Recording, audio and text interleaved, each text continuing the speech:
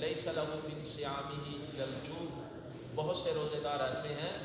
جن کو روزے سے بھوکے رہنے کے علاوہ کچھ نہیں ملتا۔ ورب قائم لیس لہ من قیامہ الا السحر، بہت سے شب دار ایسے ہیں جن کو راتوں کی مشقت کے علاوہ کچھ نہیں ملتا۔ رسول اللہ صلی اللہ علیہ وسلم کے زمانے میں ایک دفعہ آپ نے روزہ رکھنے کا حکم دیا، سارے مدینے والے نے روزہ رکھ لی، تو گرمی کا زمانہ تھا، ایک گھر سے ایک آدمی آیا، اس نے کہا کہ ہمارے گھر کی دو عورتوں نے روزے رکھا تھا، تو روزے میں ان کی جو حالت بہت خراب ہو گئی ہے، مرنے کے قریب ہو گئی ہیں، آپ کے پاس آئے ہیں کہ آپ اجازت دے دیں کہ وہ روزہ کھول لیں۔ آپ نے فرمایا پیالہ بھیجا کہ ان کو کہو کہ اس پیالے کے اندر کیا ہے۔ سوال کرنے والا یہ سوال کر رہا ہے کہ دو عورتیں روزے کی وجہ سے بھوک اور پیاس کی وجہ سے مرنے کے قریب ہو گئی ہیں،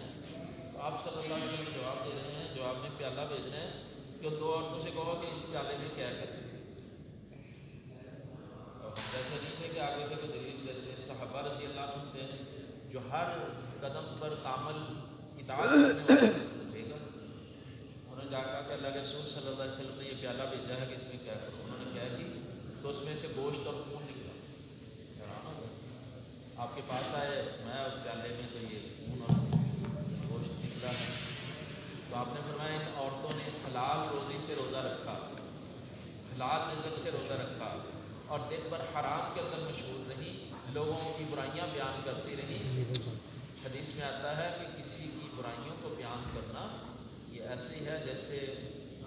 بھائی کا گوشت کھانا، مردہ گوشت کھانا۔ یہ نہیں ہو سکتا کہ ہم لوگوں کی غیبت بھی کریں اور ہمارے اندر محبت بھی پیدا ہو۔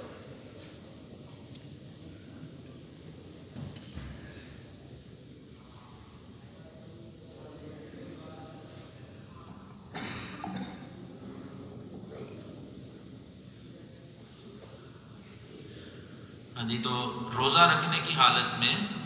دو عورتیں غیبت کرنے کی وجہ سے موت کے قریب ہو گئی، تو علماء فرماتے ہیں کہ جو روزہ رکھ کر اعمال کے اندر مصروف رہے گا، ذکر میں، تلاوت میں، دعوت دینے میں اور خیر کے اعمال میں رہے گا، اس کو روزہ کچھ نہیں کہے گا،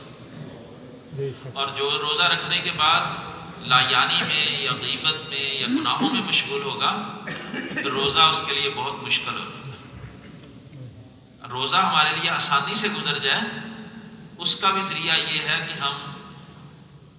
اعمال کے اندر اپنا وقت گزاریں، اعمال کے اندر وقت گزاریں اور اعمال کے اندر تقسیم